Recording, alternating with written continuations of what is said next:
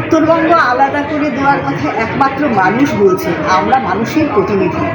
জনগণ যা বলবে সেটা তো আমার এখানে ফরওয়ার্ড করা দরকার। মানুষ বারবার বলছে আমাদের এখানে নদী ভেঙে যাচ্ছে, তার কোনো ভাঙনের কোনো জায়গা নেই, কোনো কর্মসংস্থান নেই।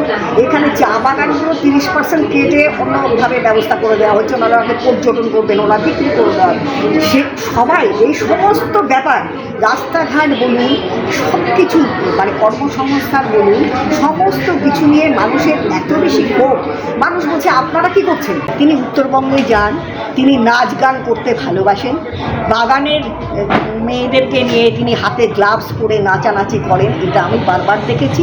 অবশ্যই তিনি যান মানুষের কাছে যে হ্যাঁ আমি তোমাদের সঙ্গে আছি, কিন্তু আসল যে উন্নয়ন, তাদের মজুরি নিয়ে তাকে ছেঁচড়ে উত্তরকন্যায় 50 বার নিয়ে যাওয়া হয়েছে, যে উত্তরকন্যা একটা ইনভ্যালিড জায়গা, যেটাকে নাকি দ্বিতীয় মহাকরণ হওয়ার কথা ছিল, সেটা কিন্তু মহাকরণ হয়নি। অনুন্নত উত্তরবঙ্গ পৌঁছয়নি রাজ্য সরকার গৃহীত উন্নয়নের ছোঁয়া।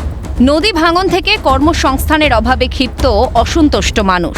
তাই জনপ্রতিনিধি হিসেবে উত্তরবঙ্গের মানুষের দাবি বিধানসভায় তুলে ধরাই কর্তব্য। সাফ জবাব পৃথক উত্তরবঙ্গের দাবিতে সরব থাকা বিজেপি বিধায়ক শিখা চট্টোপাধ্যায়ের। ডাবগ্রাম ফুলবাড়ির বিজেপি বিধায়ক মুখ্যমন্ত্রীর উত্তরবঙ্গ সফরকেও কটাক্ষের সুরে বিঁধেছেন। উনি উত্তরবঙ্গে গিয়ে হাতে গ্লাভস পরে শুধু নাচ গান করেন, খোঁচা শিখা দেবী। সাম্প্রতিক রাজ্য বিধানসভার বাজেট অধিবেশনে উত্তরবঙ্গ প্রসঙ্গ একাধিকবার উস্কেছে বিজেপি। চা বাগানের জমি 20% ফ্রি হোল্ড করার ঘোষণার বিরোধিতায় মুলতুবি প্রস্তাব বুধবারই এনেছিলেন বিজেপি বিধায়কেরা। অধ্যক্ষ সেই প্রস্তাব পাঠ করলেও আলোচনা করতে দিতে রাজি হননি। এই আচরণের প্রতিবাদে ওয়াকআউটও করেছিলেন বিজেপি বিধায়করা।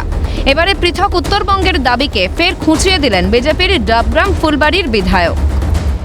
মানুষ বলছে, আমরা বলছি না, বিজেপি বলছে না, শিখা চ্যাটার্জি বলছে না, মানুষ বলছে, তার বিধানসভার মানুষ, টোটাল উত্তরবঙ্গের মানুষ বলছে। মানে এটাই দাবি, এটাই দাবি উত্তরবঙ্গের মানুষের। দেখুন 7 বছর আগে একটা ট্যাঙ্কি হয়েছে বেরুবাড়িতে, জলের ট্যাঙ্কি তৈরি করা হয়েছে, একদিন জল সাপ্লাই হয়েছে, তারপরে কিন্তু দেখুন আর জল নেই। বিধায়কের ব্যক্তিগত কোনো কিছু থাকতে পারে না, জনগণ দ্বারা নির্বাচিত সে, জনগণের কথা জনগণের কাছে প্রতিশ্রুতি দিয়ে এসছে, তোমাদের কথা মানুষের কাছে তুলে ধরবো।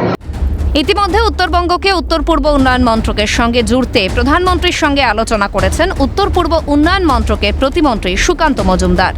সামাজিক মাধ্যমে গত বছর বিজেপির রাজ্য সভাপতি এই ইস্যুতে সরব হতেই বিরোধিতার সুর চড়ান বিজেপিরই বিধায়ক বিষ্ণুপ্রসাদ শর্মা। সে সময় সুকান্ত বনাম বিষ্ণুপ্রসাদ বাকযুদ্ধে তপ্ত হয়েছিল বঙ্গ রাজনীতি। এবারে ফের একবার বিজেপির এক বিধায়কের মুখে পৃথক উত্তরবঙ্গের দাবিকে খুব একটা পাত্তা দিতে নারাজ ট্রেজারি বেঞ্চ। রাজ্যের মন্ত্রী শোভনদেব চট্টোপাধ্যায়ের চ্যালেঞ্জ, বাংলাকে ভাগ হতে দেব না, ভোটে জেতার কোনো সম্ভাবনা নেই বিজেপির, দাবি পরিষদীয় মন্ত্রী।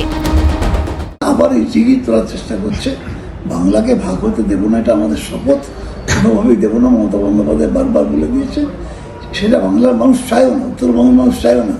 ওটা যে বলছেন না লোকাল মানুষের প্রতিনিধি হিসেবে বলছি, লোকাল মানুষ মানে বিজেপির লোকালই বলছি, বাইরে কেউ বলছে না। সেই লোকাল মানুষ বলে এটা বিধানসভায় চালাবার চেষ্টা করলেন, কিন্তু ওদের মধ্যে অনেকেই এই ভাগ চেয়েছেন, অতীতেও চেয়েছেন, ভেবেছেন বোধহয় এবারে আমরা উত্তরবঙ্গে ভোট পেয়ে গেছি, কিন্তু তারপরে তো জিতেননি ওরা। তো আমি নিজে ইলেকশন করে এসেছি উত্তর বাংলায়, জিতেননি।